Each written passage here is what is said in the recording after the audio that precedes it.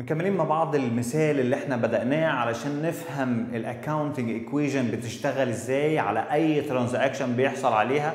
فاي حدث بيحصل في الشركه بيأثر على الحاجات اللي احنا قلنا عليها الاسيتس او اللايبيلتيز او الاونرز ايكويتي. الاسيتس او اللايبيلتيز او الاونرز ايكويتي اي حاجه بتأثر عليهم لازم تتسجل. فاحنا لسه مكملين مع بعض في الحته ديت.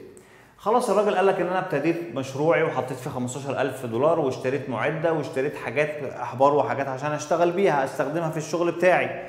فقال لك بقى خلاص انا جالي عميل فجالي زبون. فالزبون لما جالي قال لي انا عايز من حضرتك خدمه تقدمها لي، خدمه طباعه ورق $1,200. والراجل دفع الفلوس كاش، انا اديت له الطباعه وهو دفع لي الفلوس كاش. يبقى انا ايه؟ دفع لي الفلوس كاش وانا اديت له الطباعه، قدمت الخدمه اللي عليا، اديت له الحاجه اللي انا المفروض اقدمها له. فبالتالي هنا ايه اللي هيحصل؟ انا جالي كاش، يبقى ترانزاكشن رقم 4 انا جالي كاش $1,200 كاش. كده انا جالي حاجه غريبه. فايه اللي هيزيد هنا تتوقع؟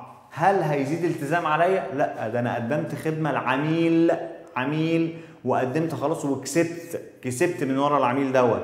فالمكسب بيظهر في انهي حساب؟ هل يظهر في الكابيتال استثمار؟ هو ده حط هنا استثمار من المالك؟ لا ما حصلش. يظهر في الريفينيو، الايراد اللي جالي من الشغل بتاعي. فطالما جالي ايراد من الشغل بتاعي فانا لازم اضيف ال 1200 دي هنا فين؟ في الايرادات هنا. يبقى انا ازودها هنا 1200.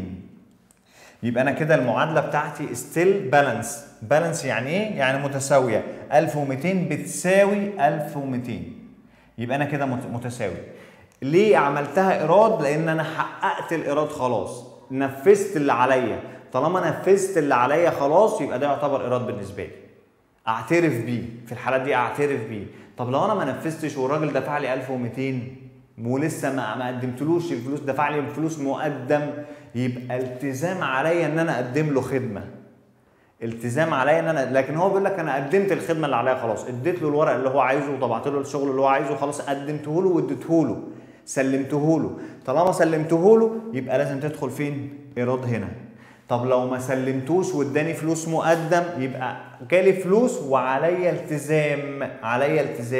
لكن في ده مش حاجه، ده مش اللي حاصل في الاكزامبل بتاعنا. الاكزامبل هنا اداني فلوس مقابل انا قدمت له خدمه. فطالما قدمت له خدمه فين؟ فجات لي هنا ايراد.